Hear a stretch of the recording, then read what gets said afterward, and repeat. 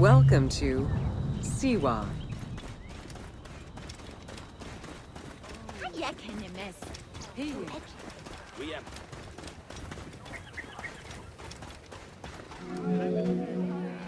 The Siwa Oasis is in the western desert of Egypt. Geographically, the Siwan Oasis is located in a depression 20 meters below sea level. Its natural springs and warm climate aided in the bountiful production of date trees. Though clearly influenced to some degree by Egyptian and African culture, the area's isolation resulted in a unique society and language. While they worshipped the same deities, Siwan temple architecture differed from traditional Egyptian temples.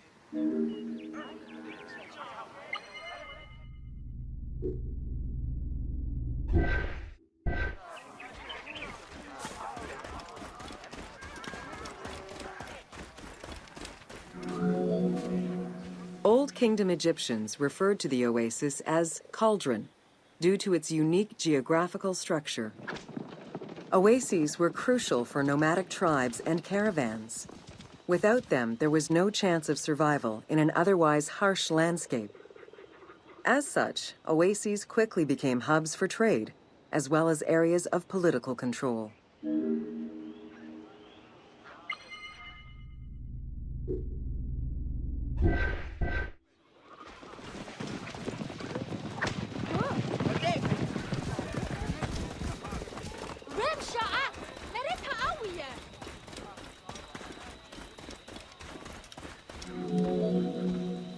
Because of the dry climate, there is very little rainfall to sustain the oases.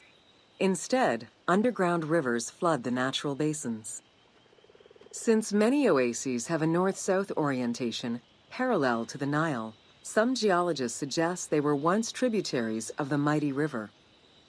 There is evidence that ancient Egyptians attempted to create some oases.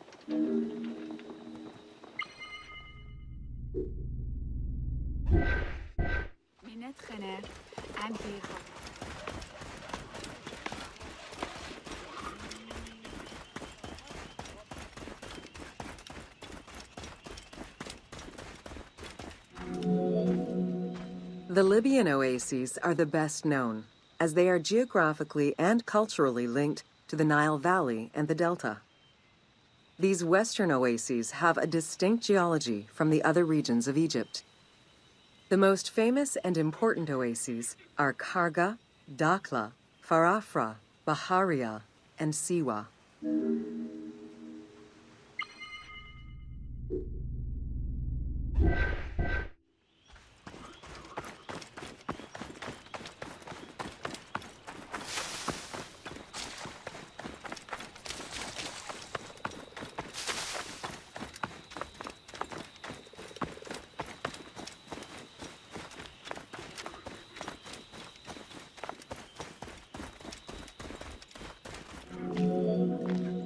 The Spring of the Sun is one of many thermal sources in Siwa, with the particularity that Cleopatra would have bathed in this one, giving it its name.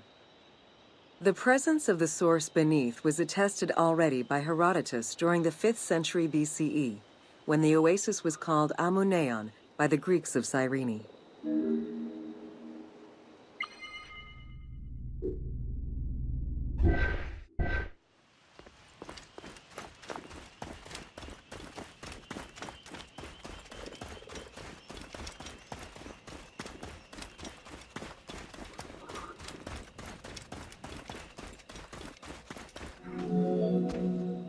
Oracles predicted the future, delivered omens that could be more or less obscure, and offered divine guidance.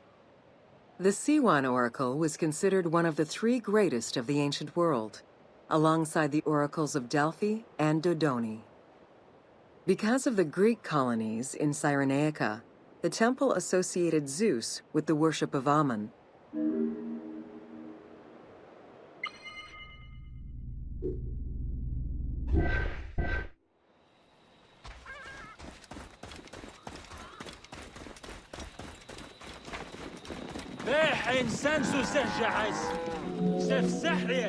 It is no wonder that Alexander the Great made the perilous journey to Siwa, in order to consult the oracle, emulating the actions of mythical heroes such as Hercules and Perseus.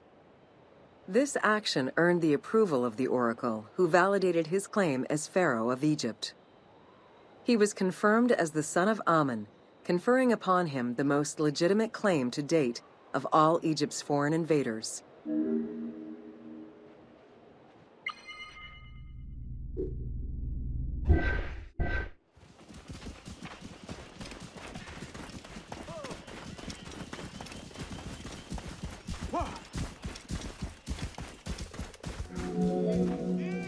The powerful and the rich would send gifts or travel great distances in order to ensure their good fortune by gaining the blessing of the Oracle of Siwa.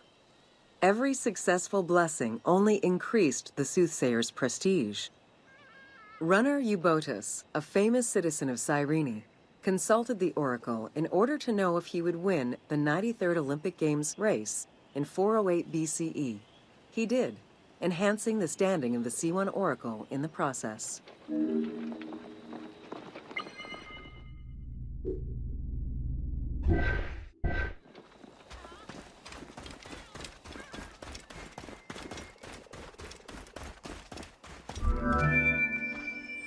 The Temple of the Oracle of Amun was built in the 6th century BCE by Pharaoh Amasis. In the game, its entrance is guarded by ram-headed sphinxes, the animal representing Amun. They were inspired by similar statuary located at the British Museum. Another option would have a Greek-influenced representation of Zeus Amun, a human-headed sphinx with horns. This representation of Zeus Amun was very popular in Siwa.